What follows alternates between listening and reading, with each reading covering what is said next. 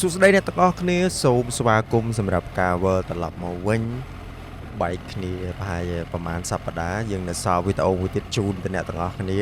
ហើយមុននឹងចូលដល់វីដេអូសូមកុំភ្លេចចុច Subscribe ម្នាក់មួយផងសម្រាប់អ្នកនៅមើលនៅ YouTube ព្រោះខ្ញុំឆែកមើល Analytics ទៅអ្នកដែលគាត់ Subscribe មាន 50% ហើយអ្នកដែលមើលវីដេអូខ្ញុំ 50% ទៀតគាត់អត់ Subscribe ទេអញ្ចឹងសូមជួយ Subscribe ម្នាក់មួយផងអរគុណសម្រាប់វីដេអូថ្ងៃនេះគឺយើងនឹងធ្វើដំណើរទៅកាន់ខេត្តពោធិ៍សាត់យើងទៅតំបន់អូសោមផ្លូវអូសោមហ្នឹងចុះទៅកោះកុងអញ្ចឹង trip នេះគឺខ្ញុំជិះម្នាក់ឯងនៅថ្ងៃបុណ្យចូលឆ្នាំចិនខ្ញុំឈប់បាន3ថ្ងៃអញ្ចឹងថ្ងៃទី1ថ្ងៃទី2ហ្នឹងគឺថ្ងៃដែលគេឈប់ហ្នឹងថ្ងៃទី1ទី2ហ្នឹងគឺខ្ញុំធ្វើដំណើរទៅអូសោមម្នាក់ឯងហើយម៉ូតូនេះយើងចេញដំណើរទៅចាប់ពី trip អ្នកនរនេះឃើញហ្នឹងអញ្ចឹងឥឡូវនេះគឺយើងបាន3 trip ហើយជាមួយម៉ូតូហ្នឹងទី1គឺទៅសៀមរាបទី2គឺទៅកំពតកែបហើយទី3នេះគឺទៅអូសោមហើយមូលហេតុដែលខ្ញុំចង់ទៅអូសោមហ្នឹងគឺមានតែមួយទេអ្នកនរនេះគឺផ្លូវស្អាតផ្លូវអូសោមទៅកោះកុងគឺស្អាតមែនទែនទេសភាពសម្រាប់អ្នកដែលគាត់ចូលចិត្តជិះម៉ូតូធំឬក៏ជិះម៉ូតូផ្លូវឆ្ងាយហ្នឹងខ្ញុំគិតថាគាត់ប្រហែលជាអាចយល់ស្របដែរព្រោះផ្លូវហ្នឹងគឺអត់អាចប្រៀបធៀបបានទេទេសភាពធម្មតាវាមិនមើលទៅយើងថាឃើញព្រៃភ្នំអីខ្ពស់ពេញផុតភ្នែកមែនអត់ទេគឺវាគ្រាន់តែផ្លូវវាថ្មីស្អាតវាមានជាអូមានជាស្ទឹងមានជាភ្នំទំនាបខ្ពស់ទូចអីចឹងទៅវាមិនលក្ខណៈថាស្អាតឥតខ្ចោះហ្មងទេប៉ុន្តែប្រៀបធៀបទៅតំបន់ផ្សេងផ្លូវអូសោមទៅកោះកុងខ្ញុំពេញចិត្តមែនតើនេះយើងឈប់ចូលកាហ្វេតិចសិនផ្លៃតែនិយាយរៀបរាប់រឿង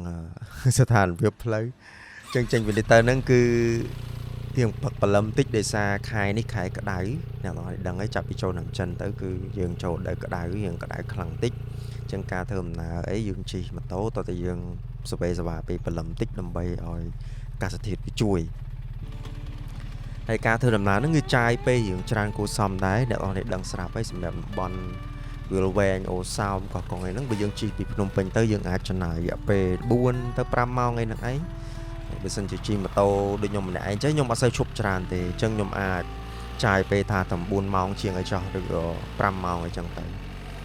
ប៉ុន្តែជាក់ស្ដែងខ្ញុំជិះម្នាក់ឯងមិនតែខ្ញុំអត់ជិះលឿនទេខ្ញុំជិះកុងទ័រ70 80 90អីចឹងទៅមកល្មម relax ខ្លួនឯងព្រោះយើងជិះម្នាក់ឯងយើងអត់ចាំណាគេទេហើយក៏យើងអត់បញ្ញាប់តាណាដែរហើយមូលហេតុខ្ញុំជិះរយៈពេលតែ2ថ្ងៃគឺដោយសារខ្ញុំទុកមួយថ្ងៃទៀតសម្រាប់ឥឡូវនេះឲ្យតែមានថ្ងៃសម្រាប់គឺសវេសវាដើរលេងផងហើយទុកថ្ងៃសម្រាប់នៅផ្ទះផងព្រោះដល់វ័យមួយដែលថាអត់អាចដើរលេងអស់ពេកទេចង់នៅសល់ពេលកន្លះថ្ងៃមួយថ្ងៃគេសម្រាប់នៅផ្ទះដែរហើយអ្នកទាំងគ្នាវិញចូលបន់ចូលឆ្នាំចិននាំគ្នាបានតាណាខ្លះដែរនៅផ្ទះដើរលេងវាយបៀជួបជុំគ្រួសារឬក៏មិនដែរបានអាំងប៉ាវហ្មងហើយសម្រាប់ខ្ញុំពេលចូលឆ្នាំចិនហ្នឹងបានអាំងប៉ាវមួយដែរហើយអាំងប៉ាវហ្នឹងយកលុយចាក់សាំងអស់ហើយអ្នកនរនេះលុយអាំងប៉ាវព្រោះលោកបងនេះស៊ីសាំងគួរសមដែរបាទមួយ trip ហ្នឹងអស់ចិត្ត$40 $50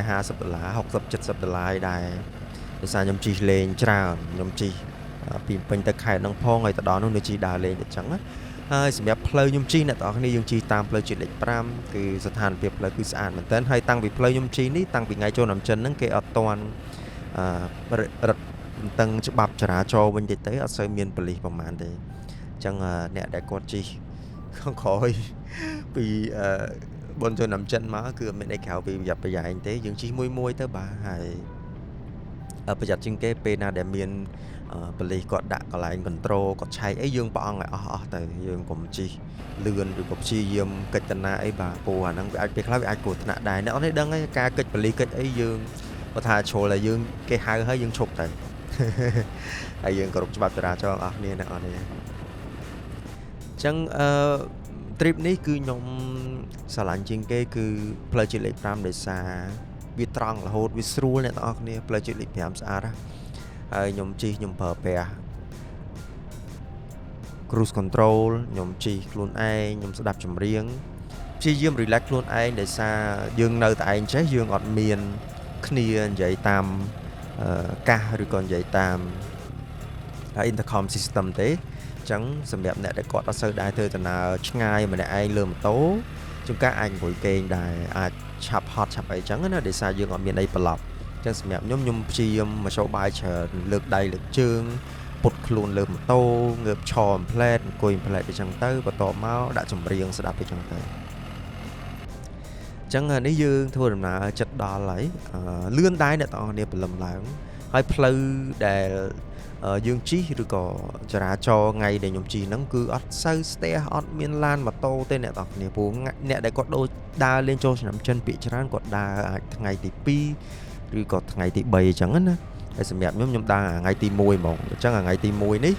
ngặt này tao nè xua thôi đầm nam mình tên ở sâu miền lan mà tô về tạm play ở đây dương mà đò lấy dương mà đò đạp đấy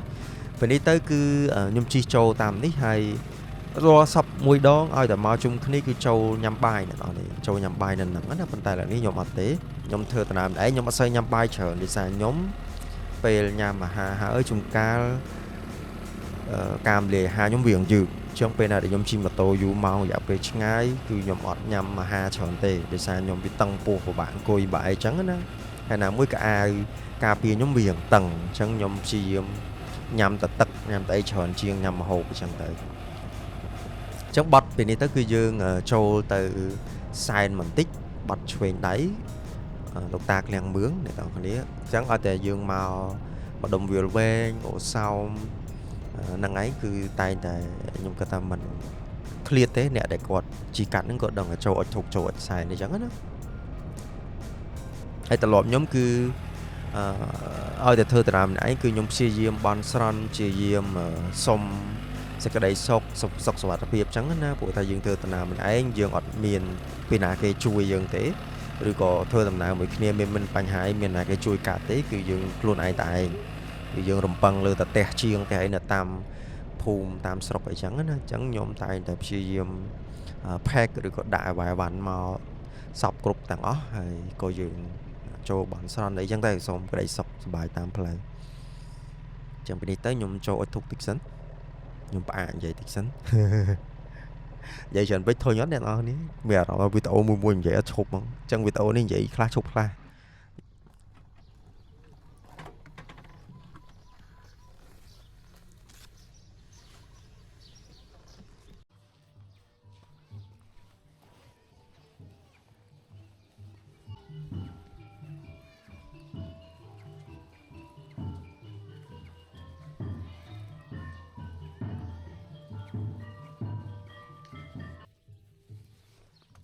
trắng bắt đầu vì cho ôi thục hơi sầm bẹm plate cho bắt đầu tắc hộp ấy chúng tới cứ thưa nằm nào tạo tiệt hay về để nhóm thọt ai đẹp to nên đi bay và làm lá đi chọn miền nhầm ấy đôi chỉ ta cà phê hay nồng băng mùi thế nhóm hay nhóm tinh già bọc hệt sọc là tụi đại miền cọp sợi đại cọp ấy nó không năng trắng nó đạm mà tam luôn chia nhâm nhâm tích nọ để bàn tay nhâm là bao này để vì miền energy trắng nó đôi chỉ là bao cọp thuần chia sọc là ai chẳng tay bùa ha lẹ cái tràn bay cái tiêu ấy đó và làm lá cứ nhom hiền của bạn nhom mặt trăng oi về tăng pu hay trắng và bạn thôi là có ai xô để ta oi tay nhâm tới hiện cái tam miền cả láng nữa tại những cái ta nước tam mà đứng thế này có là còn trôi chật nhâm breakfast để hiện miền cũng mục rồi có nhằm tới hiện trái khang đầm bầy so cả làng pin bằng ngày chẳng á tại nhóm ọt này cả thơ nào lên mà tôi nhóm cứ nhóm chia diêm chia hưởng nhằm ấy tròn tích thế bên tới cứ dương đằng trai ca chi mà tố trai pe chi mà tô nó hiện dù đá bên đi tới bùa bị lục tạc lên bương tới tầm mồm tập đó là vùng mù và máu cứ hiện dù cua sầm đấy nhóm play tráiประมาณ máu nhóm mặt chạm đấy nữa rồi là nhóm chi coi con tay sập hiệp chẳng tới hay nhóm mình sơi dịp nhập tân na chẳng tới nhóm mặt sơi chập ở mường màu thế hay đứa nào đấy khơi sẽ than việc là mình sơi mình nhiều tay sẽ cho mà thế nào đây để xa pe bon tiền chán na hay là mỗi ngày cho nằm chân này thì mỗi bị trận kiện là te mình chẳng cái non đi để do ăn pa vậy chẳng tới tiền tiền toàn đào lên để nạt thì nhóm tại nên mỗi đi ba là ăn pa muốn ba ăn pa muốn bằng ngày thấy đào lên do mòn trong vì đi tới cứ tê sập hiệp từ lì này ăn được rồi vì mình toàn cả ta có hòm khăn pe chế vô dương tầm trâu ở đây có đào đáy vì sò có đào cá thịt có đào hiện họp hiện ấy mét bàn tay thò mà chiết bên đây bạch tong là đài bộ mơ bên đi tất khơi nhà miền lương là cloud là bạch tong là chẳng tới ហើយសម្រាប់ផ្លូវនេះអីដែលខ្ញុំពេញចិត្តគឺទេសភាពវាមើលទៅស្រឡះភ្នែកអ្នកនរវាទលាយភ្នែកល្អមែនតើអាហ្នឹងមូលហេតុដែលខ្ញុំតែងតែចង់មកតំបន់ហ្នឹងខ្ញុំដូចជាមកបាន2 ដងមែនតើ2 ទៅ 3 ដងព្រោះវាលវែងខ្ញុំមកបានរៀងច្រើនដង2 3 4 ដងអញ្ចឹងប៉ុន្តែវាលវែងហ្នឹងយើងឡើងទៅតាមផ្លូវនេះហ្នឹងឡើងទៅផ្លូវទៅថ្មដាឬក៏តុងអ្នកនរគ្នាផ្លូវកែងតុងតែគេល្បីគេថតយើងអាសាទៅហ្នឹងអាហ្នឹងខ្ញុំទៅបានច្រើនតែបើថាបែកទៅខាងអូសោមចេញពីប្រម៉ោយហ្នឹងគឺខ្ញុំអត់សូវទេដូចជាបានតែម្ដងទៅ2 ដងអានេះអាចជាលើកទី2ហើយព្រោះលើកមុនដូចជាមកជុំគ្នាខ្ញុំចាំតែមកលើកមុនដូចជាមកជុំគ្នា3 4ម៉ូតូអញ្ចឹងទៅលើកនេះយើងតែឯងទេហើយពេលនេះទៅគឺ cruising speed ល្បឿន70 80ដាក់ cruise control ព្យាយាម relax ខ្លួនឯងអត់គិតអីទាំងអស់ហើយធ្វើម៉េចឲ្យខ្លួនឯងស្រួលខ្លួនអ្នកទាំងគ្នាព្រោះការធ្វើដំណើរជិះម៉ូតូម្នាក់ឯងខ្ញុំអត់សូវចង់ឈប់ច្រើនទេអញ្ចឹងពេលណាដែលយើងអត់ឈប់ច្រើនគឺយើងទៅព្យាយាមធ្វើម៉េចឲ្យខ្លួនឯងមានអារម្មណ៍មួយដែលអត់គេហៅថាហត់នឿយព្យាយាមបន្លប់ខ្លួនឯងដោយចម្រៀងងើបឈរត្រូវខ្យល់លើកជើងលើកដៃអញ្ចឹងទៅហើយនេះទៅយើងដាក់cruise control ទៅខ្ញុំប្រឡែងដៃមួយអញ្ចឹងទៅដៃមួយកាន់ចង្កូតទៅតែកន្លែងនេះគួរប្រយ័ត្ននេះឃើញខ្ញុំថតតន់ពេលខ្លះយើងជិះកុងទ័រត្រឹម70 80អី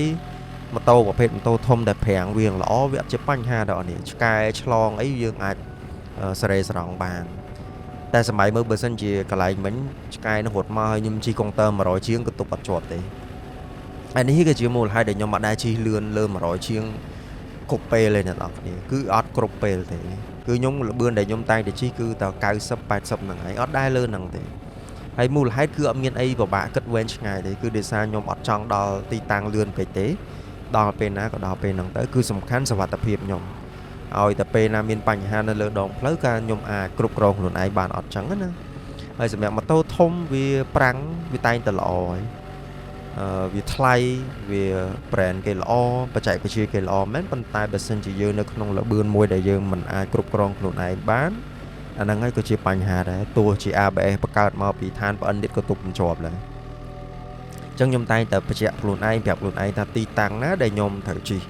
យឺតទីតាំងណាដែលខ្ញុំជិះលឿនអញ្ចឹងយើងជិះម្នាក់ឯងគឺសំខាន់ក្នុងចំណុចហ្នឹងនេះជាអីដែលខ្ញុំរៀនបានកន្លងមកពួកខ្ញុំជិះបើសាច់ខ្ញុំជិះវាចូលខ្ទង់ 3-4 ឆ្នាំដែរហើយតែវាមិនកើតថាមិនស្នឹកមិនប្រកែដូចបងដែលគាត់ជិះពីមុនមកទេពួកខ្ញុំគិតថាស្រុកខ្មែរយើងអ្នកដែលគាត់ជិះម៉ូតូធំផ្លូវឆ្ងាយមានច្រើនបទពិសោធន៍គាត់មានច្រើនហើយសម្រាប់ខ្ញុំបទពិសោធន៍វ័យក្មេងរៀងខ្ចីចេះអីដែលខ្ញុំអាចរៀនបានគឺព្យាយាមគ្រប់គ្រងអារម្មណ៍ខ្លួនឯងយើងអត់អាចចង់លឿនបានយឺតបានឬក៏តាមអារម្មណ៍កើតទេយើងត្រូវមាន discipline យើងត្រូវមាន rule សម្រាប់ខ្លួនឯងពេលណាយើងអាចលឿនពេលណាយើងអាចយឺតបានយើងអត់អាចលឿនកន្លែងដែលចង្អៀតឬក៏យឺតកន្លែងណាមួយដែលយើងត្រូវលឿនទេ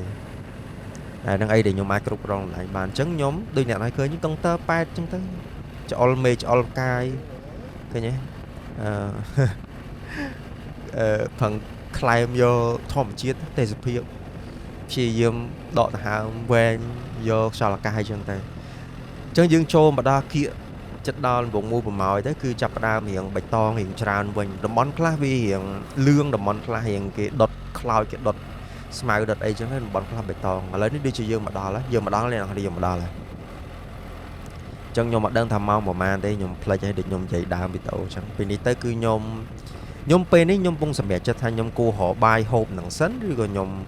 ចាំបាយថ្ងៃទៅដល់អូសោមមកពួកពេលខ្ញុំទៅដល់នេះដូចជាម៉ោងរៀងថ្ងៃដែរហើយម៉ោង10មិន10ដែរហើយប៉ុន្តែប្រហែលជាអត់ទេខ្ញុំពេលហ្នឹងខ្ញុំគិតថាស៊ូតិចទៀតឲ្យទៅដល់ចាំបាយអូសោមហ្មងទៅអញ្ចឹងក៏ខ្ញុំជិះឆ្វែលមកជុំវងមូលប្រម៉ោយហ្នឹងអញ្ចឹងបើសិនជាយើងទៅត្រង់យើងឡើងទៅវាលវែងណាអូនទៅផ្លូវតុងហើយបើយើងបាត់ឆ្វេងគឺទៅអូសោមអញ្ចឹងនេះខ្ញុំចូលកដាសាំង total ដាក់កាហ្វេមួយកែវទៀតកដាសាំងគេស្អាតអ្នកនរគ្នា clean ជាក់ស្រួលចឹងតទៅពីដាក់កាហ្វេហើយញ៉ាំចំណីចំណុកតិចតួចទេអត់ច្រើនទេពេលនេះទៅគឺយើងនឹងធ្វើដំណើរបន្តទៀតអ្នកនរគ្នាទៅកាន់អូសោមចឹងអូសោមហ្នឹងអូហ្នឹងគឺទឹកហើយសោមហ្នឹងហើយឈ្មោះតំបន់ទីតាំងហ្នឹង anh cái ô sáu mới nè bộ tơ nó vì mình ô thom mình tắc thom mấy chẳng tới sạch này nó này ô sáu sạch kháng nhưng cái thang ngày khỏi tới ô sáu cái tơ chia làm bòn để cho relax môi đại sầm khăn đại bộ để sự phép nó cứ sạch kháng hay thì pi cứ play để chi tự nó cứ sạch kháng này nó được nhôm đã chi mà tô thom trái cứ cái đây sập bẩn này play tới ô sáu năng thấy nhôm ban vậy mùi nẹt score cái này đại nẹt mới chừng đốn cái vô sọp tạm nhôm đại tháp play ô sáu nó cứ sạch kháng như cái nó không ai hay bởi vậy bị sạch play với dương vậy vì con đồng nghiệp play cứ đi xa play cái tâm thua hai nẹo này đậpไปtrong sạch mình tên trong bên này tới cứ dương thôi nằm ná trên tất cả là ô sao ấy tam để nhôm chăm sầm đẹp nhôm ca nhôm ao chung khi năm muốn nhôm chăm ra pe trên bị play nâng tới cứ tê sập sập sạp này sạch mình tên là tao này hay bịa thả wheel về nó cứ ọt khó để xa wheel khăng hết wheel về mưa tới phật cái tôi này chứ không cả đã mua đầm bón muối dương mưa tới ăn tận ấy việc và hạ và hai nắng ở đầm bón nắng bên kia đạn này dùng mà để mua nắng chẳng thấy trong play để dương ai cái tham mưa tới đặt sạp này chẳng cứ mà đông này cái xã đây nọ để pin tới cứ đẹp nhom lại chi mà tôi cứ nhom coi con này nọ này nhom siêu dương khai là stroke vô tận đó rong nâng của bạn vậy rong nâng của bạn vậy mình tên tua chỉ play nâng dương flop chi hai mà đòn cả đói bên này dương ban mong mà đòn tiết dương nơi tập về bại với bòn này tha bên để dương miền thom chiết dương miền play sàn trắng hay dương miền mặt tô mùi trắng mình dương đơn tha cái đây sọc phần à nhôm sự đẹp ca nhôm thơ video đấy nhôm còn là trai lấy cái đây sọc nâng chu nè tọt nè tê tay bờ sân chỉ cái đây sọc mà rồi bị đối cứ nhôm nè tọt tù hay nhôm cái tha nhôm mình trăng chi dương mai nè tọt nè trăng tinh mà tô thông ấy chi tam nhôm play ngay mình ai chẳng té bàn tay vì có chi chuyển đổi mùi đây nè ai thơ bạn đấy bờ sân nè nè sờ lạnh rồi có trâu chật hayประเทศบ้านนั่งคือยมถล่มใหญ่ได้สมัยการที่มาโตทมง่ายๆเหมือนไอ้เป้ได้เนี่ยตอนที่เคยเก็บปะฮะนั่นเลยบรรดาสังคมเป้คลาวีเมื่อตื้อสบายเมื่อตื้ออารมณ์หล่อวี peaceful วีช่วยกัดปะทอยcái hay cáiการตานตังไอ้จังนะบรรดาสมัยเนี่ยแต่กอดชีฟโตคือกอดเองประชมชราประชมที่มุ้ยคือกดธนาจราโฉธรรมดาที่ยังจีบเลยง่ายเหมือนไอ้เอาไว้ต้องเอาไว้ไอ้การหลังกรบเปย์น้องปัญหาประชมมุ้ยปัญหาประชมที่ปีคือเนี่ยเตะกดบารมเชิญจึงมุนจังสิแบบเด็กย้อมแม่เนี่ยเตะอัดบารมแม่เนี่ยเตะอัดเพย์เนี่ยต่อเนี่ยได้กดสลันรอบอ่านย้อมเนี่ยได้กดสลันยืงคืออัดกดแมนมันเป็นชัดไอ้ดียืงเทอร์ได้ก่อนนะท่ายืงประกาศก็ได้บารมมุ้ยไอ้ปุกกดได้จังใจตัวchỉ dươngประหยัดปัญนาก็ได้แต่แบบนี้dương chỉ dươngแบบปกติท่าdươngประหยัดมาร้อยปีรอdương chỉอดเลื่อนเตdương chỉยืดก็กดได้แต่บารมไปdươngเลยแต่ยังก็ตะการบารมบ่เนี่ยเตdươngอดเมียนไอ้ได้เชียร์การข้อหรือก็dươngถ้าขังปกติเลยธรรมดาแต่แบบนี้dươngเมียนโกนใจdươngดังลือตากดจีมาโตง่ายเหมือนไอ้ตอนนี้ตอนนู้นdươngแต่งแต่บารมไอ้แบบนี้dươngการเชียร์ปูมิงมาได้ปกไปจังแต่จึงยมกันทานเนี่ยออกนี่อาจยังโยลาการสำเร็จจัดจีมันโตเลยง่ายทมเนี่ยไอ้ยังจังประกาศพาชนั้นคือยังเถอะตัวสควอชจำนวนต่างอ่อนต่างได้วิมันสบายวิมันละอมือด้วยขนมวิตาโอจังแต่วิถีฉลองกัดการตะเจกเนียการฉลุกเนียหรือก็การสำเร็จจัดมวยมวยวิถีการเปย์หรือก็ประบาสำเร็จจัดเองติดต่างอันนั้นเป็นยังไง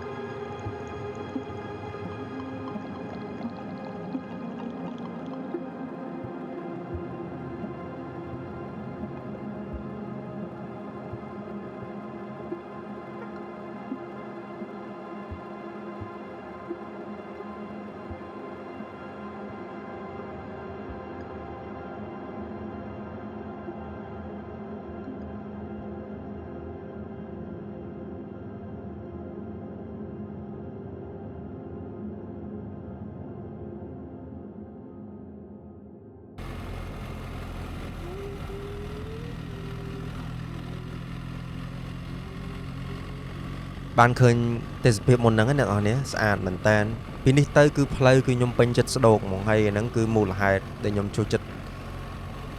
កន្ទឹងរងចាំជិះផ្លូវហ្នឹងគឺដោយសារមូលហេតុផ្លូវស្អាតមែនតើអ្នកនរនេះផ្លូវយើងងាកទៅណាក៏ឃើញទេសភាពងាកទៅណាក៏ឃើញទេសភាពខ្ញុំគិតថានេះគឺជាតំបន់ទេសចរដែលគេគួរតែបរិច្មកតំបន់ម្ដុំនេះឯងព្រោះឥឡូវយើងមើលទៅការរីករាលនៃតំបន់ទេសចរម្ដុំនេះវាច្រើនតែវាមិនច្រើនដូចតំបន់ទេសចរនៅខេត្តផ្សេងទៀតទេបើសិនជាយើងប្រៀបធៀបទៅខេត្តទេសចរធំណា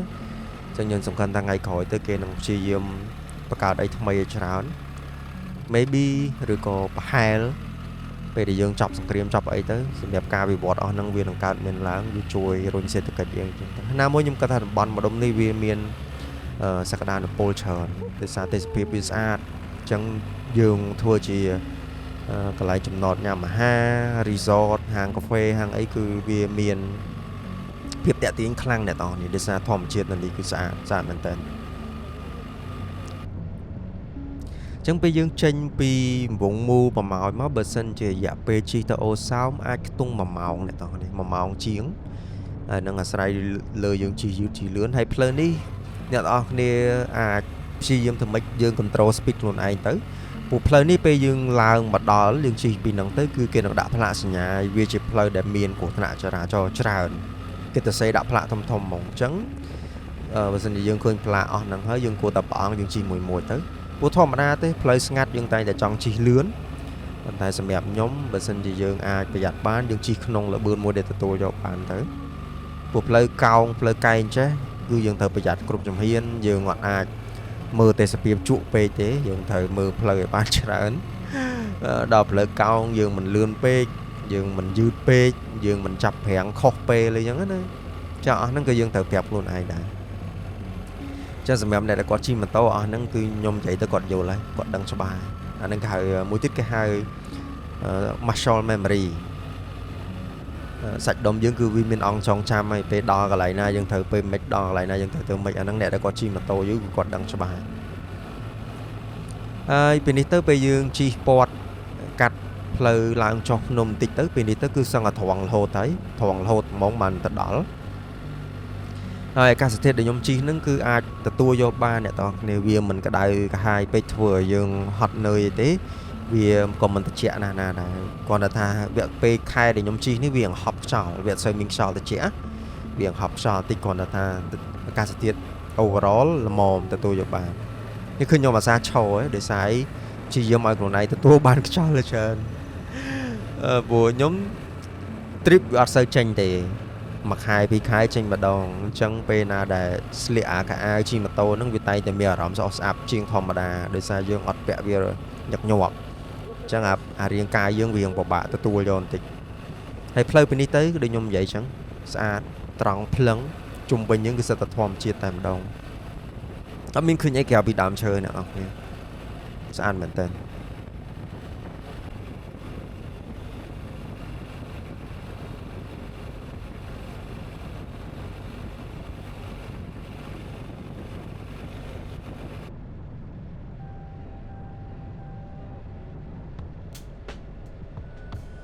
ចឹងមកដល់អូសោមគឺយើងចាប់ផ្ដើមឃើញដីក្រហមមានច្រើនចឹងហ្នឹងគឺបានន័យថាយើងដល់ហើយណាព្រោះទីតាំងដែលខ្ញុំជិះនេះអ្នកនេះឃើញដីក្រហមឆ្វេងស្ដាំច្រើននេះគឺមកដល់ហើយដីអូសោមព្រោះតំបន់ហ្នឹងតំបន់ដីក្រហម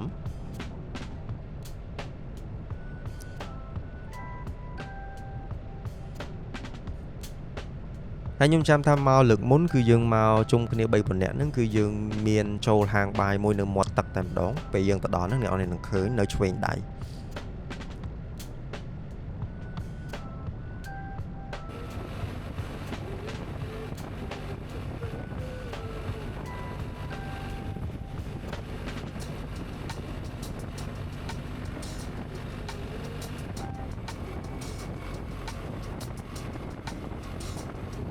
ហើយនៅនេះទេសភាពគឺម្នាក់ម្យ៉ាងមួយវាលវែងអ្នកនរគ្នានៅអូសោមនេះវាមានវាលវាមានទួលតែអីដែលលយគឺវាមានទឹកអញ្ចឹងយើងអាចមើលទៅឃើញ3ហ្នឹងតែម្ដងស្អាត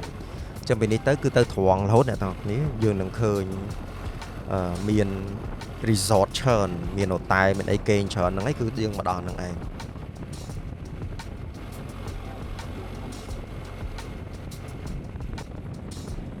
តែបើអ្នកនរគ្នាអាច recommend បានតំបន់ទេសចរឬក៏កន្លែងណាតំណងកន្លែងគេងឬក៏កន្លែងណាដែលអាចជិះដើរលេងមើលបានចាំជួយតម្លាក់នៅក្នុង comment នោះពួកខ្ញុំក៏អត់សូវស្គាល់ប្រហែលដែរអូសោមស្គាល់តែកន្លែងគេង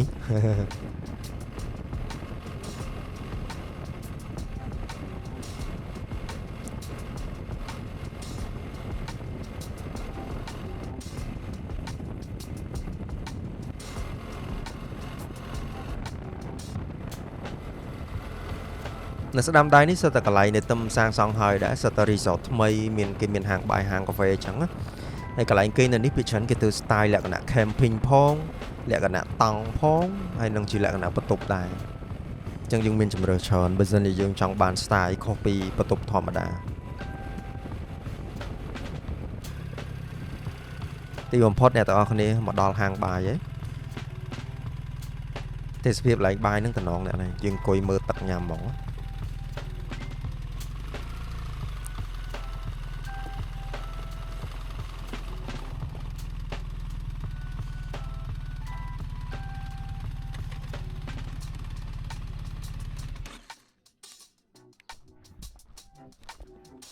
តោះយើងចូលញ៉ាំបាយសិនឃ្លានបាយណាអត់បាយហើយសុខចិត្តទ្រាំឃ្លានមកទៅហឹងឃ្លានមកទៅហឹងមកអង្គុយបាយនោះនេះ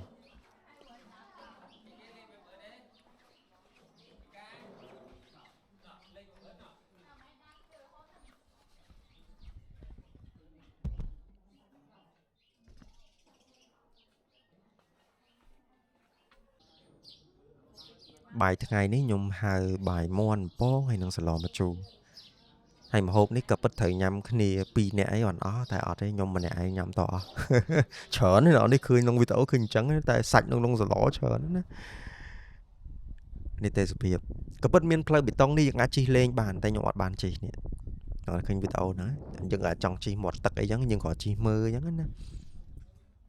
ហើយនេះស្ងប់ស្ងាត់ល្អអ្នកនរនេះបើសិនជាចូលចិត្តភាពស្ងប់ស្ងាត់អីដើរកប់សេរីហើយដូចខ្ញុំមកតែឯងចូលចិត្តអារបៀបកន្លែងអត់មានមនុស្សស្ងាត់ត្រូវហ្មងចេញពីនេះទៅយើងនឹងចូល check in កន្លែងខ្ញុំគេងនឹងស្អាតអ្នកនរនេះខ្ញុំបានកក់ជាប្រភេទបន្ទប់នៅមុខទឹកហ្មងណាជាតិហ្មងជាតិហ្មងនេះសេរីផ្លូវចេញម៉ូតូអត់ដូចម៉ូតូកាលមុនរៀងស្រាលអញ្ចឹងពេលអាយ៉ៃចេញអាយ៉ៃអត់សូវខ្វល់ទេតែឥឡូវម៉ូតូរៀងធ្ងន់ខ្លាំងចេះគឺត្រូវប្រយ័ត្នប្រយែងមែនតើព្រោះតែដួលពិបាកលើកណាធ្ងន់ណា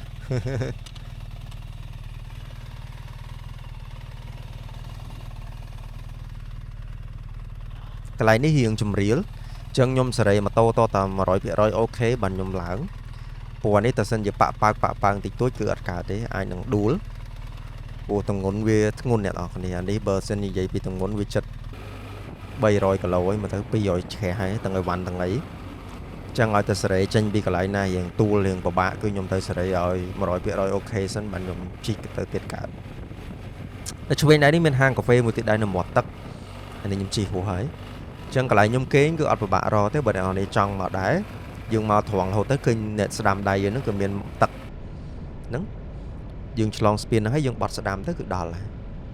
ឈ្មោះកវាញ camping ឈ្មោះហ្នឹងឯងត្រូវឈ្មោះហ្នឹងចានេះខ្ញុំកក់គាត់មុនប្រហែលជាមួយថ្ងៃហើយអត់មានគ្នាទេបាទគឺមកម្នាក់ឯងលំហែខួរនេះអត់ពិបាករកទេយើងបត់ស្ដាំអញ្ចឹងមកផ្លូវដីក្រហមបន្តិចហ្នឹងឡើងមកមានបេតុងហើយគេទឹកចាក់បេតុងហើយមកត្រង់តិចទៅគឺនៅឆ្វេងដៃ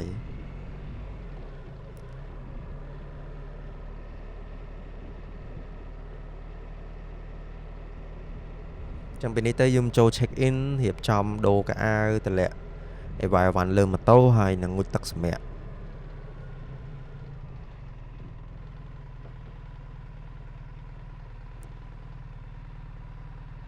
កន្លែងនេះព្យាយាមរកមើលកន្លែងចតព្រោះពីច្រើនគេ design កន្លែងនេះសម្រាប់ចតឡានអញ្ចឹងគេធ្វើឲ្យទីធ្លាគេទលំទលាណាដល់ពេលយើងចតម៉ូតូយើងរកកន្លែងដាក់អត់កើតវា5ថ្ងៃអញ្ចឹងក៏ជីលេងមកជុំអញ្ចឹងទៅបានយកទៅចតនៅម្លុកបាទផ្ទះបាយរបស់គេហ្នឹងព្រោះនៅនេះគេមានភោជនីយដ្ឋានមួយដែរបើសិនជាយើងអត់ចង់ទិញអីចូលយកមកញ៉ាំយើងអាចញ៉ាំនៅកន្លែងគេងបាន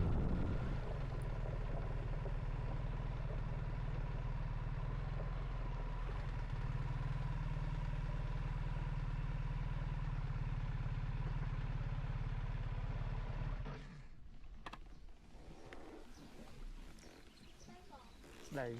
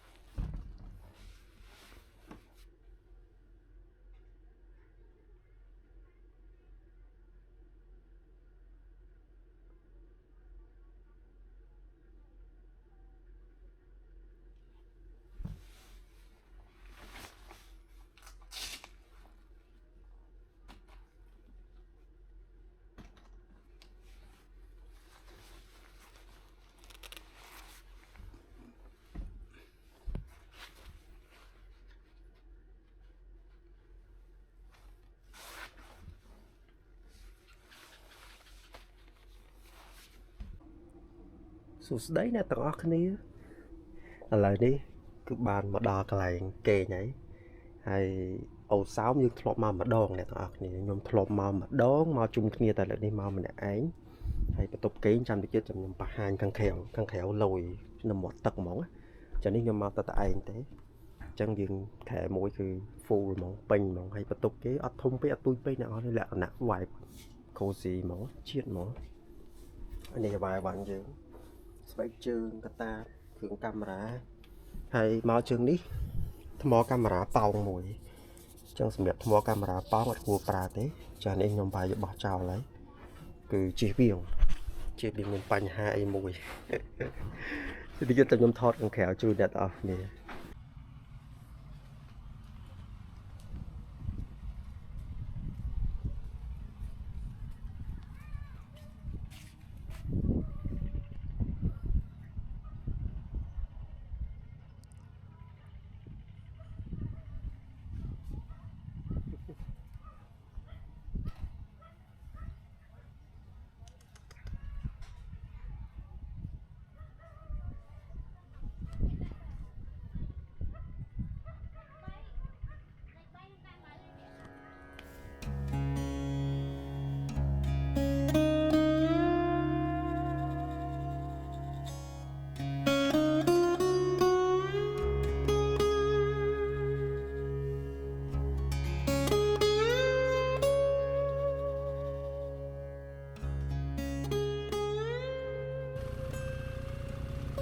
ต่อไปบ้านงุดตักสมัยพายจีตรงมาเมาจังยมจันปีกลายเกณฑ์จีดาเลงให้ดมบอลโอซอมนี่กลายจีดาเลงจีสไรยมอัศสกอร์ชราเตยมจีเตอร์ตาสปีนในขบวนชิงเกนังให้เตอร์ตากลายนังหายคือหายจังมันจะเดียวในสกอร์บอลเทสจอยเซนกิจจำคอมมันในกลางก่อนเตอร์มีดบอลในกลุ่มเธอทำไมเตจังบริษัทโคดาวยมบอลมีไอเชิดกาไปจีมาตามดมนังเตจังปีนี้เบอร์เซนยื่นจะนายเปชีเตอร์สเปียนโคชิงเกนนั่งอาจพายจิกตรง30สายสัมตีได้สระสายติดหน่อเนื้อประตอบเป็นงุดตักหายเก่งเหมือนเก่งลุ้ยนะเก่งสมัยอัมเพลดกุยยกชอกะคือยื่นจันยมนาต่อเตียบวลักย้มคือยับทองจนหนดมวยจนหนดได้ยับสมัยย้มนั่นคือเมียรำนับไปเอาแต่ชดโจมือพิษเอามาคืนแต่ย้มให้ได้มาโตย้มอัศเมียนเจสกรรมเพียบไอประมาณนำใบประหารจูเนี่ยออกเนี่ยจะมือพิษเอาคอยไปจะไอพีมถอดสกรรมเพียบหนุนไอมุกหนุนไอไอ้คลาดนำใบเวียไอ้ขนมวิตเอาวิเมียนหัวเจียดอย่างเชิญจังนั้นนะก็เอาไปคืนแต่ย้มให้ได้มาโตไปผู้ย้มบากมือวิตเอาย้มเปียชราบ่เมาเชียงหรือก็ใบบ่เมาไงคืนแต่ย้มจิ้มโตวิอัดเมียนไอถั่วไอเสงนะจังให้เลือกร้อยอาจถือชอใหญ่ชอไอ้ทอดอุดเรียงหนุนไอ้คลามแต่ไอ้cái khơi mốc khơi nhảy là đôi cái influencer mình tán á, buổi nhom mong ấy vì mình influencer đi, thấy còn mình vlogger ấy đây, ấy để nhom thưa nữa về còn là cà sả lạnh, tôi tạt mùi, chỉ mà tôi sờ bài tới thọt đây nọ nên mơ tay, việc mình cô đã gây sen đây, rò lùi bìa năng còn việc ban lùi máu bìa năng tiết, chẳng người, yeah, chẳng người nhom biết tôi coi vậy chẳng người nhom chia gì không phải ở miền mục luôn ai thọ luôn ai chởn tích cắt tao thôi à đầy mà tô thì mà ông chiên đầy mà tô nè play ní nhom trôi chật ខ្ញុំចាំខ្ញុំមកជើងមុនគឺមានដើមចេកសងខាងច្រើនណាផ្លូវនឹងស្អាតណាស់បើយើងមកខែភ្លៀងហ្មងបៃតងជាងនឹងទៀតអានេះដោយសារវាយើងចូលខែក្តៅវាស្លកខ្លះបៃតងខ្លះចឹងណាស្អាតកន្លែងហ្នឹង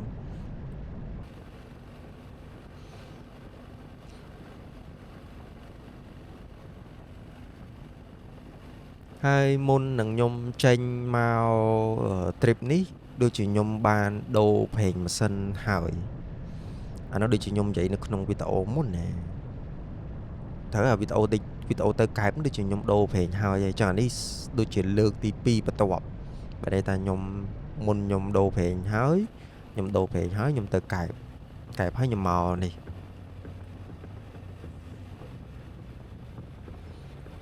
អារម្មណ៍រៀងប្លែកច្រើនអ្នកទាំងនេះ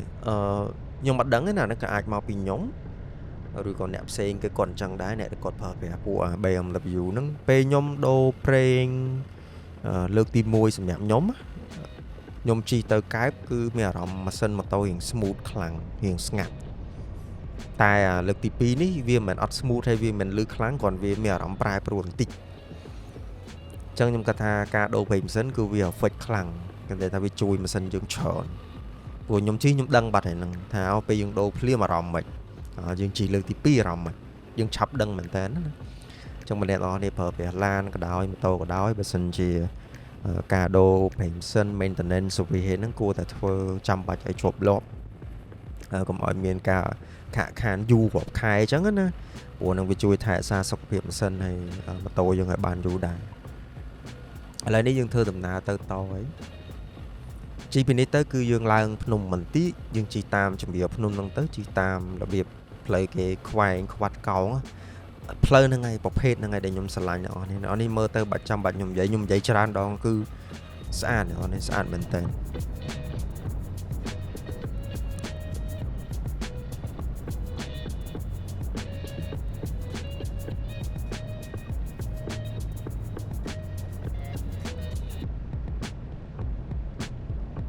មួយទៀតដែរព្យាយាមដាក់ចម្រៀងជូន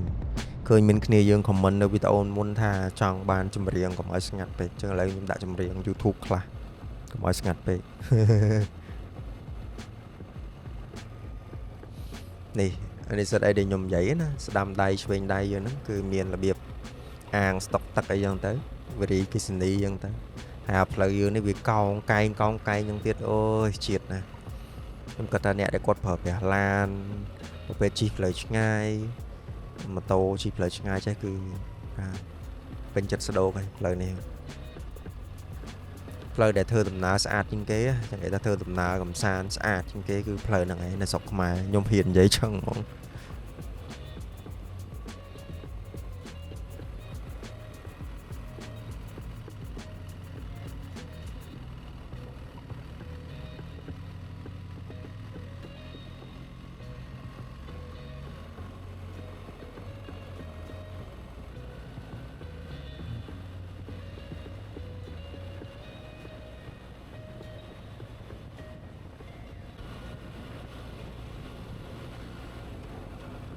ខ្ញុំមកដល់នេះរៀងមេឃរៀងសតុំអ្នកនរគ្នាអ្នកនេះអាចឃើញនឹងវីដេអូមេឃរៀងល្ងឹតបន្តិចតែអត់ភ្លៀងទេហើយខ្យល់អាកាសរៀងត្រជាក់ជាងនៅកន្លែងខ្ញុំគេងបន្តិចតែកន្លែងខ្ញុំគេងហ្នឹងវាល្អត្រង់ថាវានៅមាត់ទឹកអញ្ចឹងវាខ្យល់ត្រជាក់ម្យ៉ាងដែរតែមកនេះវាបានរៀងរបៀបខ្យល់សឹមជាក់ជាតិហ្មងអ្នកនរជិះហើយបានដោះអាវការពារហ្នឹងទៅពាក់តែអាវធម្មតាអត់ត្រូវខ្យល់ត្រជាក់ទៅនិយាយពីថាស្រួលខ្លួនអ្នកនរនេះស្រួលខ្លួនមែនតើ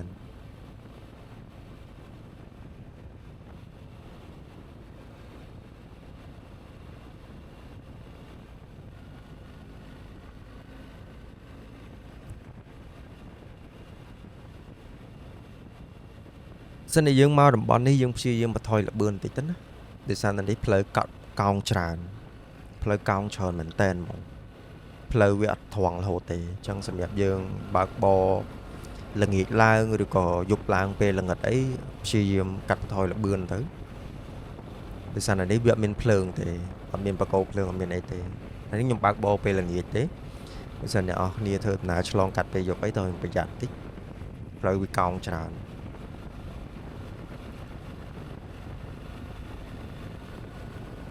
ហើយខ្ញុំឃើញមានគ្នាយើងគាត់សួរនៅក្នុង page Facebook ខ្ញុំគាត់ថាតំបន់ហ្នឹងនៅណាផ្លូវហ្នឹងផ្លូវអីគេអញ្ចឹងខ្ញុំគាត់ថាប្រហែលអាចមានគ្នាយើងច្រើនដែលគាត់អត់ស្គាល់តំបន់ហ្នឹងណាព្រោះខ្ញុំគាត់ថាខេត្តស្រុកខ្មែរយើងមានច្រើនតំបន់ទេសចរមានច្រើនផ្លូវជិះក៏មានច្រើន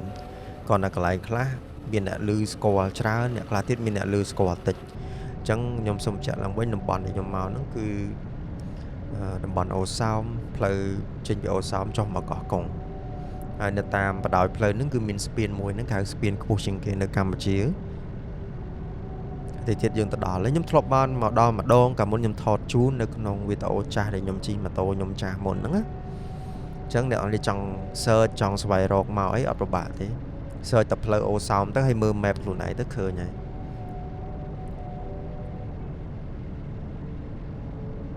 ហើយកន្លែងគេងម្ដុំនេះក៏មិនខ្វះដែរអ្នកនរកន្លែងគេងច្រើន resort គេបើកច្រើនដែរអញ្ចឹងបើសិនជាយើងមកជិះ 4-5 ម៉ោងពីពេញមកហើយយើងចង់មកគេងសម្រាប់មកយប់អីមុនយើងធ្វើដំណើរតទៀតក៏បានដែរ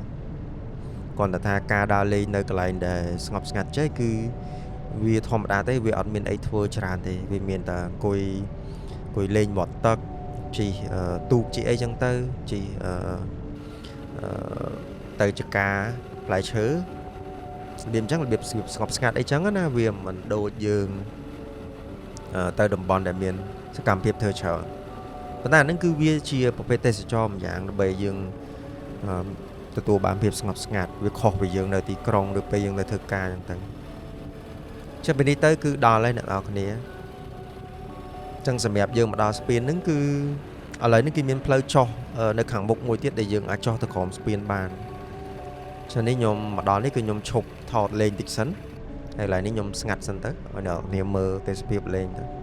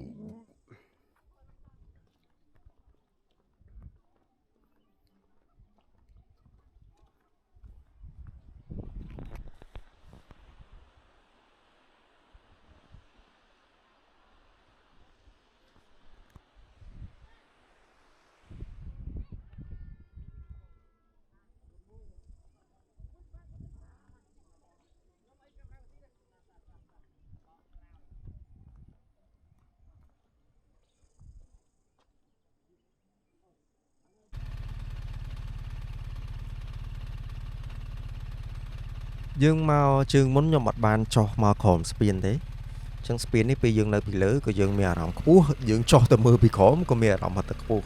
អញ្ចឹងដើម្បីចុះទៅក្រោមស្ពាននេះយើងមកត្រង់រហូតទៅយើងនឹងឃើញផ្លូវបត់មួយនៅខាងស្ដាំដៃ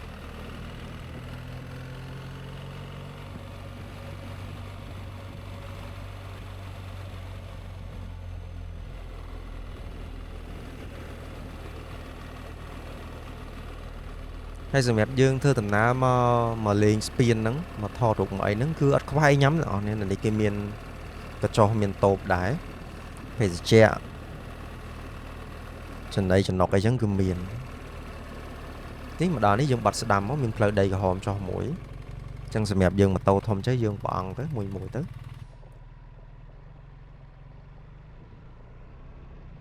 ញ្ចឹងពេលណាដែលខ្ញុំចុះដីនេះគឺខ្ញុំត្រូវបិទ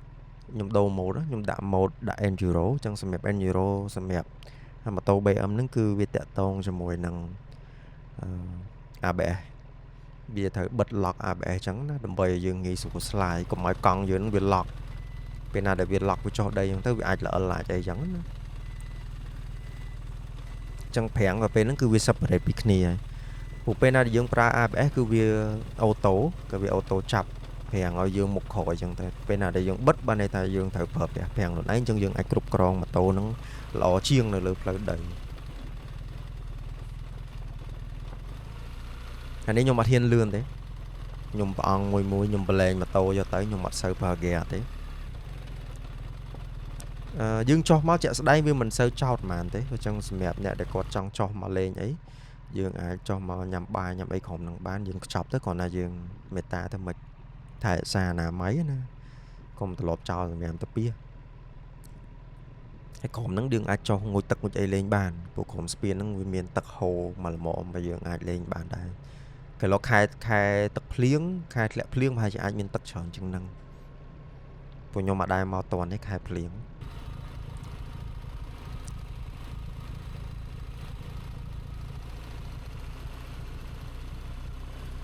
យើងចង់ម្ដងមកកណាត់ក្រោយនេះយើងចាប់ដើមឃើញស្ពាននៅខាងឆ្វេងដៃយើងមើលទៅឃើញខ្ពស់មែនតើអ្នកនរនេះស្ពានហ្នឹងបើមើលពីក្រោមទៅហើយចុះម្ដងនេះវាមានបេតុងបន្តិចដែរអញ្ចឹងវាជួយយើងដែរមិនសូវល្អលពេកចឹងណាផ្លូវនេះវាជាប្រភេទផ្លូវដីគ្រូហងដីក្រហមហងអញ្ចឹងបើសិនតែព្រះអង្គបានល្អប្រភេទអាទម្ងន់ដូចរបស់ខ្ញុំនេះគឺបញ្ញាប់តាណាតកើតទេ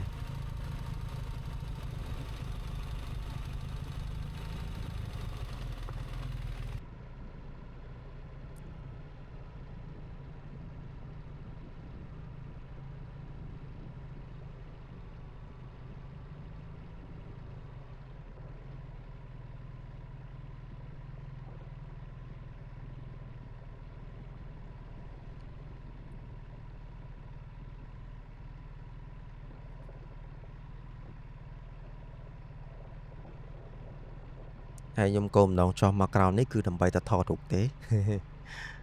មានឡានអ្នកគាត់មកលេងទេសចរផ្សេងដែរគាត់យកគ្រួសារមកលេងអញ្ចឹងណាខ្ចប់បាយខ្ចប់អីមកញ៉ាំក្រុមហ្នឹងអញ្ចឹងទៅហើយមកក៏មានជួបអ្នកស្គាល់គាត់សុំថតរូបសុំអីដែរអរគុណបើសិនជាបានមើលវីដេអូសូមអរគុណមែនតើ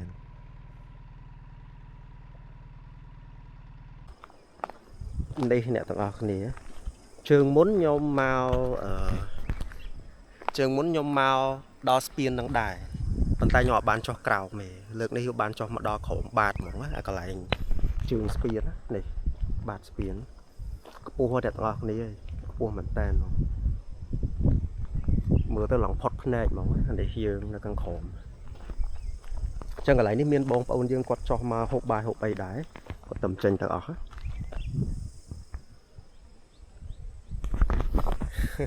ចឹងយប់នេះចេញពីនេះទៅខ្ញុំនឹងចូលសម្រាកសិនហើយស្អែកយើងទៅផ្ទះវិញហើយក៏ទៅឆ្លៀតដើរលេងអាពេលមានបុណ្យទានថ្ងៃឈប់ចេះបាត់មានពេលអ្នកនរគ្នាបើសិនជាអត់មានពេលបុណ្យទានចេះឆ្លៀតមិនកើតទេចឹងវាបានមួយថ្ងៃពីរថ្ងៃចឹងវាបានសម្រាកព្រោះអាទ្រីបជីវិលល្ងាចហ្នឹងគឺហត់ណាបើមិនចេះល្អចេះយើងសល់ពេលសម្រាក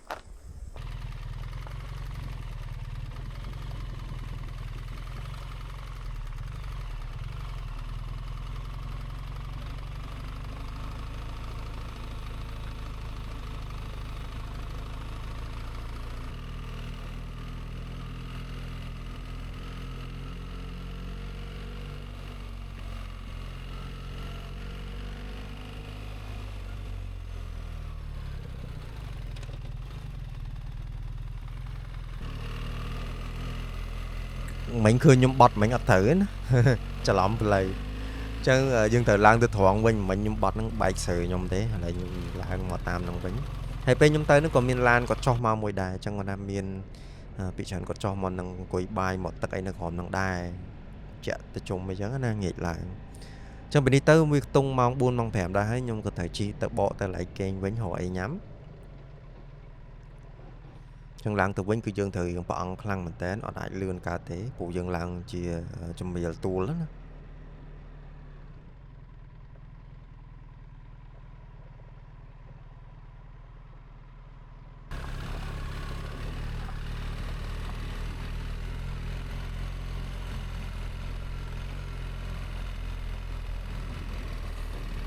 និយាយតាក់ទងជាមួយនឹងបូមរបស់ម៉ូតូនេះគឺ nhôm hiền nhẹ bảo để sao mà tô nó vì tầm ngôn khăn này ở này còn ta bây dương chi phớt đấy dương mẹ rắm là dương ai cướp con bị bán á vì mà đỏ thân nạ vì clean clone vì thừa dương của bà bà màn đấy của nhôm cất á ta cả lo không có gọi là vì ngôn chiêng à bao nhôm muốn phải chỉ của bà tục bàn tay mình ấy đã ta tù vô bàn còn anh nhôm mà tới xóa mấy này ở này ở xây xóa mà rắm của bao nhôm muốn nó bị bàn còng một vì mà hay mùi tầm hốm chẳng tới bây dương chộp lỡ đấy dương mẹ rắm để dương chìa trai đó chẳng cả cướp của đó dương vậy dương lọ chiêng ta bờ đi nhôm nơi gai ra nơi nơi miền nào làm play ở toàn sân đất đầy về chỗ đầy vô play đầy vô ta bờ đi play cái xu vẫn cứ vì lệch mùi play triệt vẫn cứ chi số là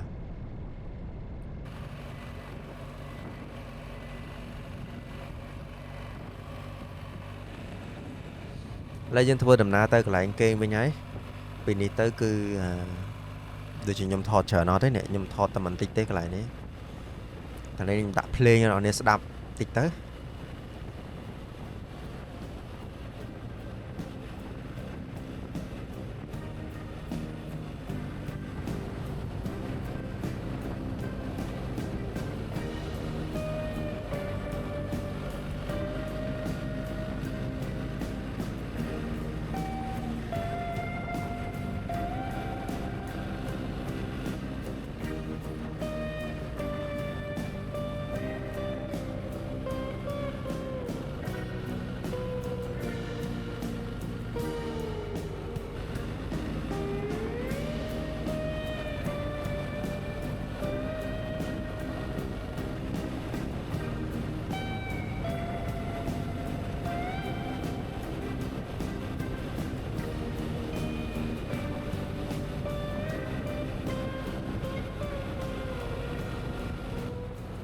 trong vậy hướng mũi này tao này đãแล้วนี่จ้าเอ๋ไปจีพยายามประมวลเปิดชนะมุนหรือก็จัดดับชนะมุนคือยมเพื่อวิดีโอได้ยูทูบยมตะบง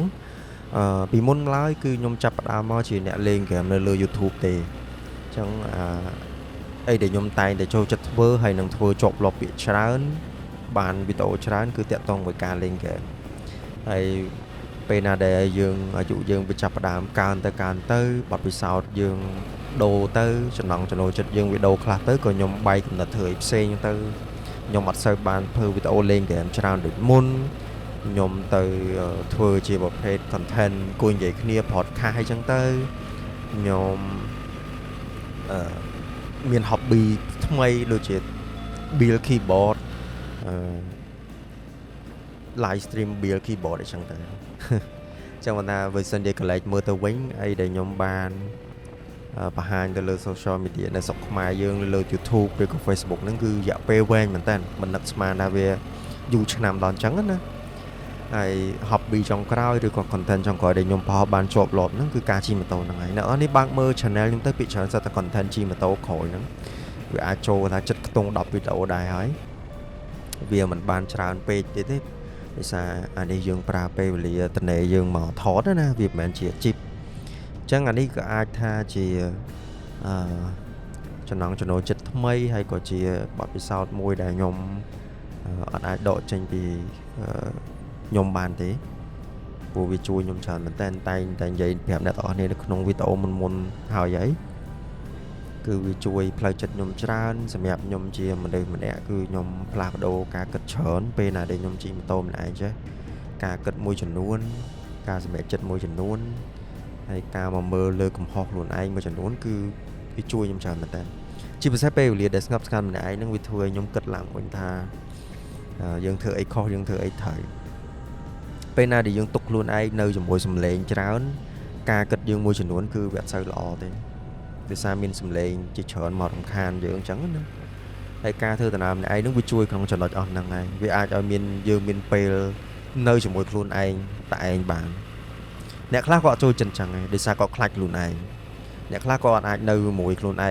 งัดไปtại anh bị cào thì để sao còn khai cả cất một này miến á miến mà để chẳng và xem đẹp nhóm cứ nhóm bắt sao ấy này nó để pe nhóm nơi mùi mình được chả nhóm ai interact ban nhóm aiประกาศ son tại địa ban việc ở chụp ảnh hà còn tại pe để nhóm cổ pe để nhóm plak đô pe để nhóm អភិវឌ្ឍខ្លួនឯងគឺពេលដែលខ្ញុំនៅតែឯងហ្នឹងឯង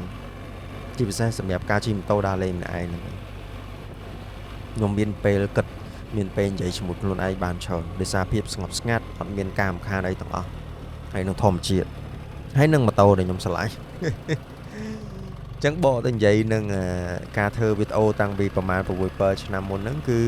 តិចទៀតខ្ញុំនឹងបង្ហោះវីដេអូលេងហ្គេមមកវិញចឹងសម្រាប់អ្នកដែលគាត់តាមដានវីដេអូ content ម៉ូតូប្រហែលអាចនឹងប្រហែលប៉ះពាល់ណាព្រោះ channel YouTube ក៏ដោយ social media platform មួយណាក៏ដោយពេលណាដែលយើងដូរ content audience យើងគឺដូរដូចគ្នាសម្រាប់អ្នកមើលគាត់នឹងប្លែកហើយពេលដែលខ្ញុំបង្ហោះអីផ្សេងក្រៅពីអាហ្នឹងឥឡូវដូចទីហោថាម៉ូតូខ្ញុំបង្ហោះជាប់ទៅមានអ្នកមើលច្រើនគួរសមអញ្ចឹងពេលណាដែលខ្ញុំដូរទៅជាវីដេអូហ្គេមគឺអ្នកដែលម៉ូតូហ្នឹងគាត់ឃើញវីដេអូម៉ូតូទេគាត់ឃើញហ្គេមអញ្ចឹងគាត់អាចឈប់មើលគាត់អាចឈប់ click អីចឹងទៅអញ្ចឹងដល់ពេលហ្នឹងហើយបានអ្នកមើលហ្គេមគាត់នឹងមកវិញអញ្ចឹងខ្ញុំសុំមួយអ្នកនរខ្ញុំសុំសំណូមពរមួយអញ្ចឹងពេលណាដែលខ្ញុំផុសវីដេអូលេងហ្គេមអ្នកនរគ្នាណាដែលគាត់ចូលចិត្តឬគាត់ចង់សាកមើលខ្ញុំអង្គុយលេងហ្គេមអាចសាកបានតែអីដែលសម្រាប់ខ្ញុំដែលខ្ញុំបង្ហោះវីដេអូលេងហ្គេមគឺចំណុចរបស់ខ្ញុំគឺខ្ញុំធ្វើអីមួយគឺយឺតមែនតើខ្ញុំបដោតទៅលើសាច់រឿងរបស់ហ្គេមសាច់រឿងដែលគេបានទៅសេមកហើយខ្ញុំចំណាយពេលច្រើនអញ្ចឹងឧទាហរណ៍ហ្គេមមួយបើគេលេង10ម៉ោងចប់ខ្ញុំលេង20ម៉ោងអញ្ចឹងទៅអញ្ចឹងសម្រាប់ខ្ញុំ plan ឬក៏គម្រោងខ្ញុំបង្ហោះវីដេអូលេងហ្គេមក្រោយហ្នឹងគឺខ្ញុំនឹងដាក់រយៈពេលអាច1ម៉ោងទៅ2ម៉ោងក្នុងមួយវីដេអូដូចខ្ញុំបង្ហោះវីដេអូម៉ូតូហ្នឹងអញ្ចឹងគឺខ្ញុំអត់ព្យាយាមកាត់ជាដុំខ្លីៗទេគឺខ្ញុំដាក់ទៅទាំងដុំតែម្ដងអាចបន្ទាប់ពីវីដេអូជិះម៉ូតូមួយនេះហើយគឺខ្ញុំនឹងបង្ហោះវីដេអូលេងហ្គេមមកវិញហើយសម្រាប់អ្នកដែលគាត់ចង់ឃើញឬគាត់អ្នកតាមដានខ្ញុំពី6-7-8ឆ្នាំមុនអាចត្រៀមទៅអាចដាក់ subscribe ចុច subscribe ឲ្យហើយទៅខ្ញុំនឹងព្យាយាមផុសអាចមួយអាទិត្យមួយអញ្ចឹងទៅមិនបានរាល់ថ្ងៃទេប៉ុន្តែហ្នឹងក៏វាជាអីដែលខ្ញុំចូលចិត្តហើយខ្ញុំចង់បដិសេធនឹងមកវិញព្រោះហ្នឹងគឺជាដើមកំណត់របស់ខ្ញុំមួយដែរឥឡូវនេះយើងមកដល់កន្លែងគេវិញហើយយើងគេហៅថា enjoy ពេលវេលាម្នាក់ឯងមកម្នាក់ឯងអត់មានអីពិបាកហៅអីញ៉ាំទេអ្នកនរខ្ញុំហៅតែបាយឡុកឡាក់មួយចានទេហើយអង្គុយយកខ្យល់អាកាសហ្នឹងទៅហើយនៅនេះល្អដែរងាយឡើងគេបើកភ្លើងច្រើនហើយគេដាក់ម៉ាស៊ីនការពារមូសច្រើនអញ្ចឹងអត់សូវមានមូសទេហើយបើថាបានខ្យល់ខ្លាំងទៀតវាអត់មានមូសទៀតហើយព្រោះមូសវាចាញ់ខ្យល់វាហៅវាចាស់ខ្យល់អត់កើតទេ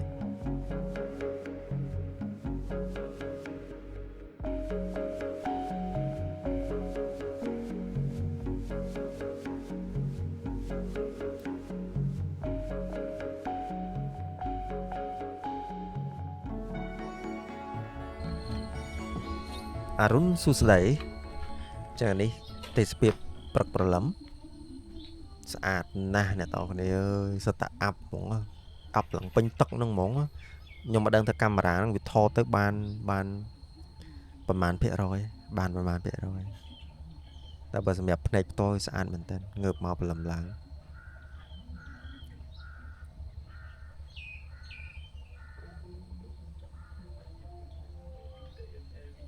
ចឹងពីនេះទៅគឺខ្ញុំដាក់មុនថាចហើយខ្ញុំដាក់ឲ្យវីដេអូវារត់ហើយខ្ញុំដាក់ play អ្នកស្ដាប់ពួកយើងជិះរៀងយូរដែរ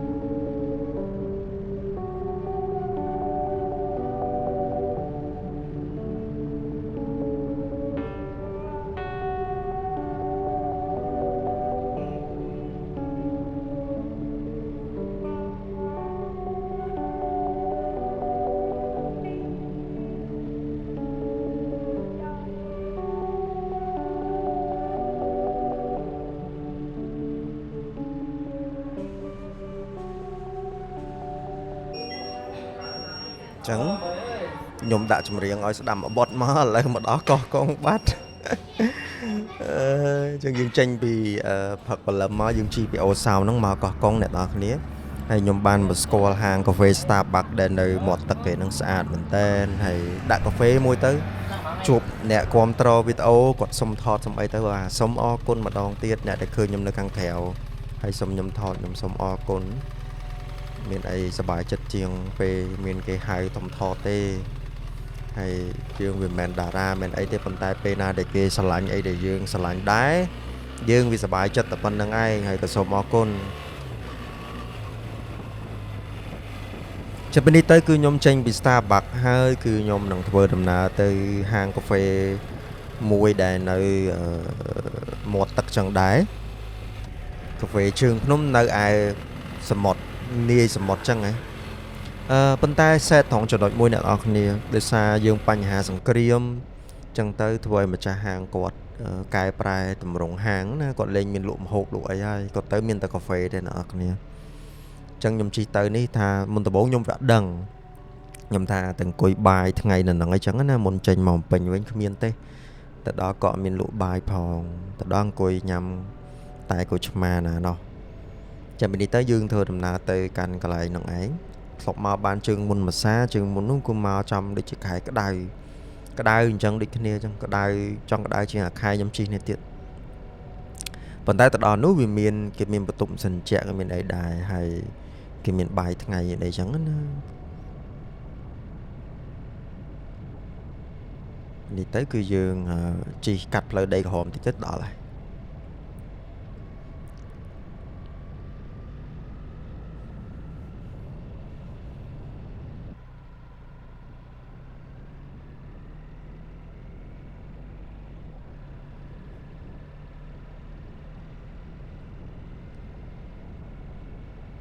នៅនេះខ្ញុំអត់ដឹងថាគាត់មានកម្រងអភិវឌ្ឍន៍មិនខ្លះទេតែខ្ញុំមើលទៅឃើញដីទន្លេច្រើនចឹងអាចពេលណាដែលប្រទេសយើងចប់សង្គ្រាម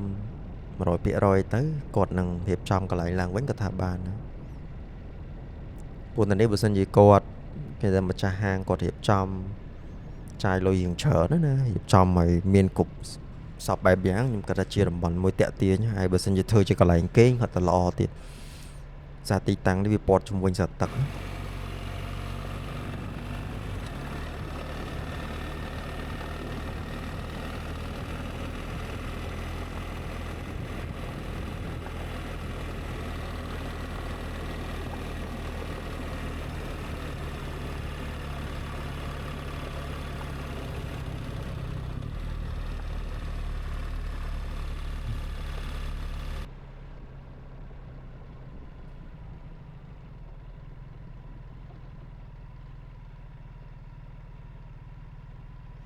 យើងចូលមកយើងបាត់ស្ដាំចតមកហ្នឹងទៅ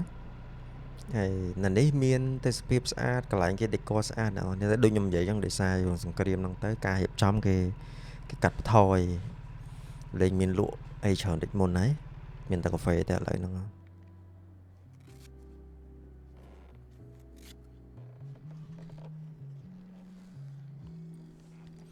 ចានេះខ្ញុំចូលអង្គុយញ៉ាំតែគូឆ្មាមួយសិនគួយស្ដាប់ចម្រៀងអីចឹងណាយើង relax យកកម្លាំងទៅគាត់អត់បានបាយថ្ងៃសឹកចិត្តជីម៉ូតូឲ្យដាច់បាយមិនធម្មតា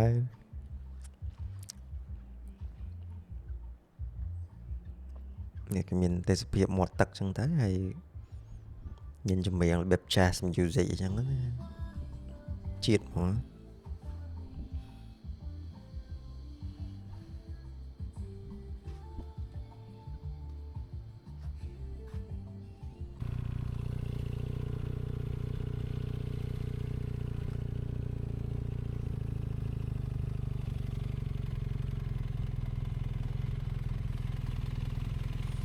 ចឹងនេះគឺយើងងាកចិត្តមកដល់ចុងបញ្ចប់នៃវីដេអូហើយចឹងពីនេះទៅក៏មានអីទេអ្នកនរនេះផ្លូវដែលខ្ញុំចង់ជិះមួយទៀតហ្នឹងគឺផ្លូវពីកោះកុងមកខាងផ្លូវចេញទៅការីរុំវិញហ្នឹងពួកខ្ញុំអត់ឡើងផ្លូវលបឿនលឿនទេអ្នកនរនេះខ្ញុំជិះតាមផ្លូវជាតិធម្មតាទេប៉ុន្តែសម្រាប់ផ្លូវចេញពីកោះកុងចេញមកហ្នឹងគឺស្អាតមែនតើ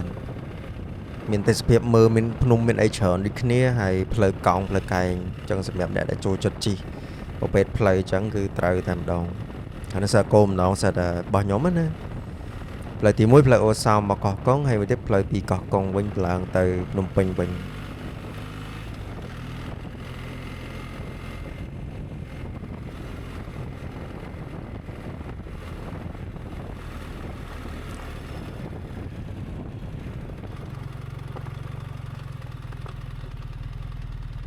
ខ្ញុំទៅសារគ្នាយើងអ្នកមើលវីដេអូខ្ញុំខ្ទង់លបាក់1ម៉ោងជាងព្រោះខ្ញុំចាប់អារម្មណ៍មើលចំនួន like ចំនួនអីនៅលើ Facebook ច្រើនព្រោះខ្ញុំផុសទៅបាន4 5 6 like ដែរហើយខ្ញុំគិតថាវីដេអូជាប្រភេទខ្នាតវីដេអូផ្ដេកហើយរយៈពេល1ម៉ោងនៅលើ Facebook អាចពិបាករកអ្នកមើលដោយសារ algorithm វាអត់សូវត្រូវប៉ុន្តែខ្ញុំមើលវីដេអូខ្ញុំផុសមុនខ្ញុំឃើញមានអ្នកនរគ្នាពេញចិត្តច្រើនអញ្ចឹងអាចបានន័យថាមានអ្នកមើលនៅលើ Facebook គួរសមដែរយើងប្លែកអារម្មណ៍ដែរ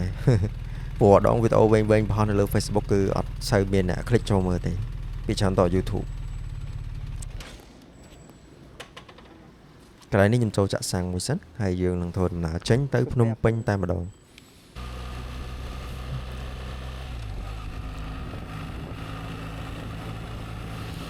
សម្រាប់ទេសភាពអ្នកទាំងអស់គ្នាចេញពីកោះកុងទៅផ្លូវគេទៅមកធ្វើហើយនឹងគឺស្អាតផ្លូវថ្មីណាខ្ញុំមកជើងមុននោះផ្លូវគេនៅប្រហើយគេនៅជួសជុលគេនៅប្រហើយ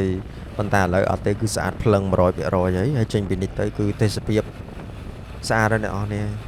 ហើយយើងជិះកាត់ផ្លូវចេញពីកោះកុងមកវិញបើសិនជាយើងចង់សម្រាកមួយយប់អីទៀតយើងអាចសម្រាកនៅតាតៃបានតែដោយសារខ្ញុំចង់ទុកពេលមួយយប់ទៀតទុកពេលមួយថ្ងៃទៀតសម្រាកនៅផ្ទះដោយសារបនចូលឆ្នាំចិនហ្នឹងខ្ញុំសម្រាកបាន3ថ្ងៃអញ្ចឹងខ្ញុំអត់នៅគេងមួយយប់ទៀតទេតែបើចិត្តខ្ញុំហ្មងណាបើចិត្តខ្ញុំហ្មងខ្ញុំចង់គេងនៅតាតៃមួយទៀតឬក៏ទៅជីផាតអីចឹងហើយឬក៏ទៅស្រែអំបិលអីចឹងទៅអាហ្នឹងបើថាយើងចង់សម្រាកមួយយប់ទៀតចាំព្រលឹមឡើងចាំយើងមកផ្ទះអីចឹងណាតែនេះអត់ទេខ្ញុំ direct មកភ្នំពេញវិញតែម្ដង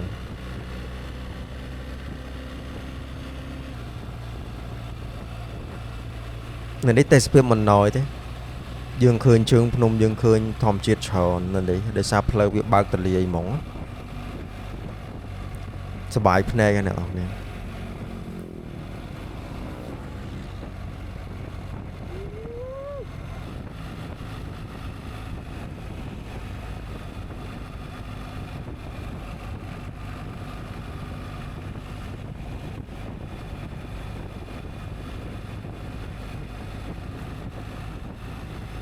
ចឹងខ្ញុំអត់បានបាយថ្ងៃទេនៅក្នុងវីដេអូហ្នឹងខ្ញុំដូចជាពេលហ្នឹងខ្ញុំញ៉ាំសូកូឡាញ៉ាំអីជំនួស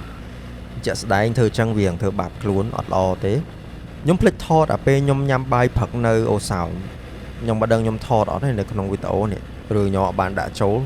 មានអារម្មណ៍ថាខ្ញុំអត់បានដាក់ចូលអ្នកនេះមើលព្រោះពេលផឹកព្រលឹមដែលខ្ញុំងើបនៅអូសោមហ្នឹងខ្ញុំញ៉ាំបាយនៅអូសោមម្ដងសិនហើយបើខ្ញុំចេញមកអញ្ចឹងមិនได้ថាបាយថ្ងៃខ្ញុំអត់បានញ៉ាំទេហើយជិះម៉ូតូផ្លូវឆ្ងាយបាយទឹកអីអ្នកនរគិតអីច្រើនជាងខ្ញុំកុំដូចខ្ញុំធ្វើចេះដូចធ្វើបាបខ្លួនបន្តិចតែនឹងដោយសារ condition របស់ខ្ញុំដោយសារខ្ញុំពេលខ្ញុំញ៉ាំច្រើនទៅវាកិនអាហារយឺតចឹងតែខ្ញុំញ៉ាំបើមល់មកមានកម្លាំង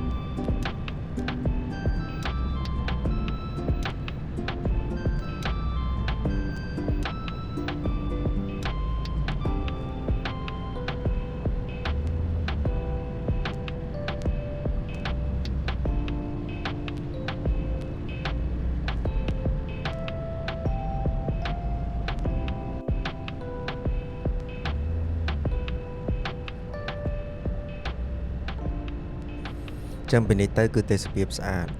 ហើយខ្ញុំគិតថាក្នុងវីដេអូនេះខ្ញុំអត់មានអីនិយាយក្បោះក្បាយដូចវីដេអូមុន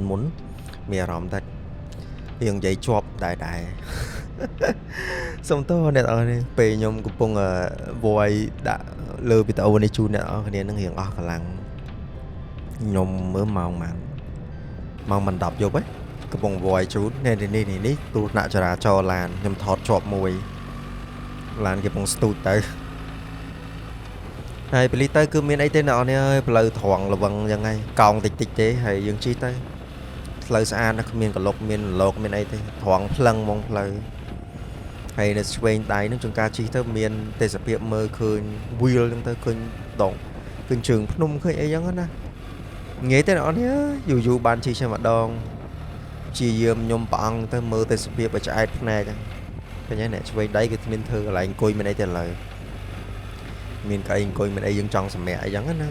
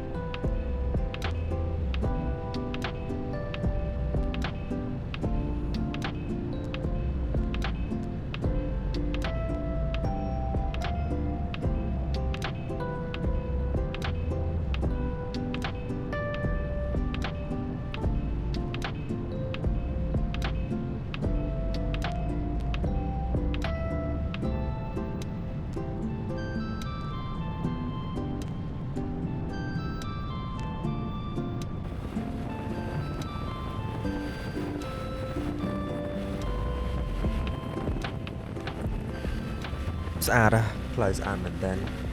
ហើយម៉ូតូគឺស្រួលណាស់បងប្អូនអើយស្រួលជិះមែនតើហ្មង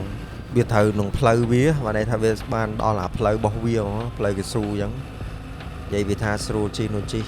ហើយម៉ោងដែលខ្ញុំកំពុងជិះនេះកំពុងលបាក់ថ្ងៃអាសៀលហ្នឹងអ្នកនរគ្នារៀងឃ្លានបាយខ្លាំងមែនតើហត់ហងអីហងអញ្ចឹងទៅតែព្យាយាមអត់ឈប់ទេខ្ញុំតោះតថាហត់ខ្លាំងបើតែមិនឈប់បើថាធំតែមុំគឺព្យាយាមសម្បុករហូតតទៅដល់ទីតាំងមួយណាដែលអាចឈប់បានស្រួលបើខ្ញុំឈប់បើថាឈប់កណ្ដាលផ្លូវខ្ញុំកម្រខ្ញុំស្រឡាញ់ផ្លូវកោះកុងដោយសារនេះវាមានយើងឆ្លងស្ពានទឹកតាមដងគេហ្នឹងឆ្លងតាមមួយមកស្អាតមែនតើជីចឹងទៅមានព្រៃភ្នំជីទៅឃើញទឹកអត់ងាយទេបានផ្លូវអស់នេះវាមានស្គាល់ពពោះជាតិចឹងណា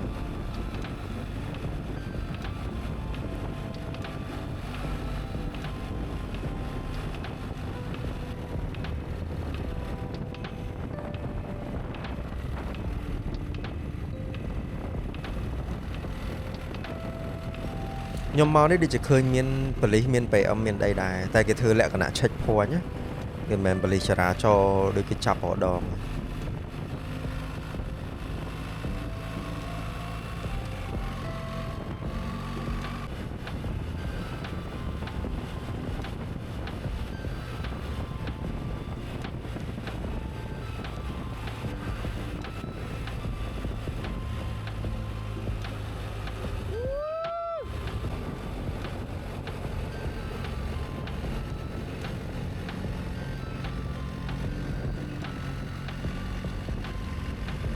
ពីនេះទៅដាក់ cruise control ហើយ relax ចឹងខ្ញុំប្រហែលជាពីនេះទៅខ្ញុំដាក់ចម្រៀងជូនអ្នកនរគ្នាឲ្យអ្នកនរគ្នា relax ទៅហើយខ្ញុំអធិស្ឋានហងបើសិនជាវីដេអូនេះខ្ញុំនិយាយអត់សូវបានក្បោះក្បាយច្រើននិយាយជាន់នេះច្រើនដោយសារជាក់ស្ដែងមកមើលវីដេអូឡើងវិញទៅឃើញទេសភាពស្អាតចឹងក៏ស្លងអារម្មណ៍មនុស្សវាចង់ជិះទៀតចឹងសូមអរគុណមែនទែនអ្នកនរគ្នាសម្រាប់ការតាមដានទស្សនាតាំងពីដើមមកដល់ចប់ហើយសូមអរគុណសម្រាប់អ្នកដែលគាត់នៅតែតាមដាន ជារយៈពេលវែងព្រោះពេលខ្លះខ្ញុំអត់សូវប្រហោះទេខ្ញុំបានមួយខែ2ខែខ្ញុំផុសវីដេអូមួយអញ្ចឹងខ្ញុំយល់អារម្មណ៍អ្នកដែលគាត់ទន្ទឹងរង់ចាំមើលខ្ញុំអីចឹងទៅអញ្ចឹងសូមអរគុណហើយសូមអធិស្ឋានដែរអ្នកដែលគាត់ចាំយូរណាអញ្ចឹងសូមคลิก subscribe ទៅហើយពីនេះទៅគឺខ្ញុំដាក់ចម្រៀងជូនអ្នកទាំងអស់គ្នាហើយបើសិនជាពេញចិត្តវីដេអូហ្នឹងសូម like មួយផងហើយក្នុង YouTube subscribe មួយផងខ្ញុំនឹងជួបអ្នកខ្ញុំនឹងជួបអ្នកទាំងអស់គ្នានៅវីដេអូក្រោយៗទៀតបាយ